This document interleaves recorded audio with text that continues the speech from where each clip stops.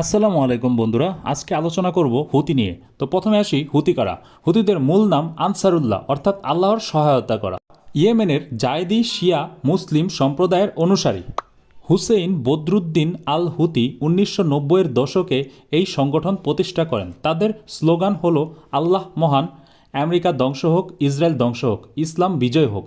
কিভাবে উৎপত্তি হলো হুতির? ইয়েমেনের উত্তরে দীর্ঘদিন যাবৎ শিয়া ইমামত শাসন ছিল, কিন্তু 1962 সালে তা পতন হয়। শিয়াদের প্রভাব কমে যাওয়ায় তারা রাজনৈতিক ও সামাজিকভাবে বঞ্চিত হয়। 1990-এর দশকে হুসেইন আল হুতি আন্দোলন শুরু করেন, যার লক্ষ্য ছিল ইয়েমেনে বিদেশি হস্তক্ষেপ বন্ধ করা, আমেরিকা ইসরায়েলের বিরুদ্ধে প্রতিরোধ গড়ে তোলা, ইসলামী ন্যায়বিচার প্রতিষ্ঠা করা। তাদের উদ্দেশ্য ইসলামের ন্যায় ও নীতি প্রতিষ্ঠা করা, ইয়েমেনের দুর্নীতি ও বিদেশি দখলদারিত্ব দূর করা, মুসলিম উম্মাকে ঐক্যবদ্ধ করে আমেরিকা ও ইসরায়েলের মোকাবেলা করা, সৌদিতে আমেরিকা সমর্থিত সরকারকে অপসারণ করা। মুসলিম বিশ্বে হুতিদের অবদান: ইয়েমেনের জনগণকে রক্ষার জন্য তারা সৌদি জোটের বিমান হামলার বিরুদ্ধে প্রতিরোধ করে, ফিলিস্তিনের পক্ষে, আল আকসা মুক্তির পক্ষে সবসময় দৃঢ় অবস্থান নিয়েছে। আমেরিকা ইসরায়েলের আধিপত্যবাদকে প্রকাশ্যে চ্যালেঞ্জ করেছে, মুসলিম ঐক্যের পক্ষে প্রচারণা চালিয়েছে। হুতিরা বিশ্বকে কিভাবে দেখে?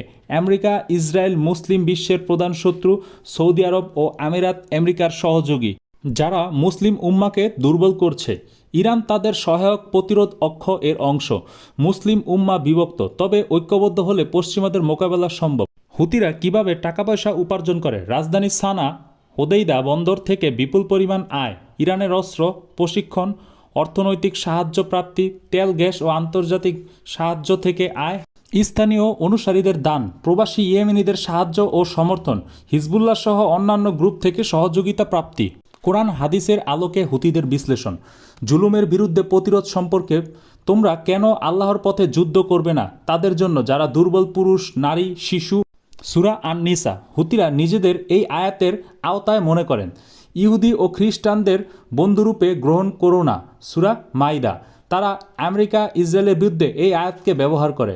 হাদিসে এসেছে, মুসলিম উম্মাহ এক দেহের মতো, একটি অঙ্গ কষ্ট পেলে পুরো শরীর ব্যথিত হয়, তাই তারা ফিলিস্তিনিদেরকে নিজেদের লড়াইয়ের অংশ মনে করে।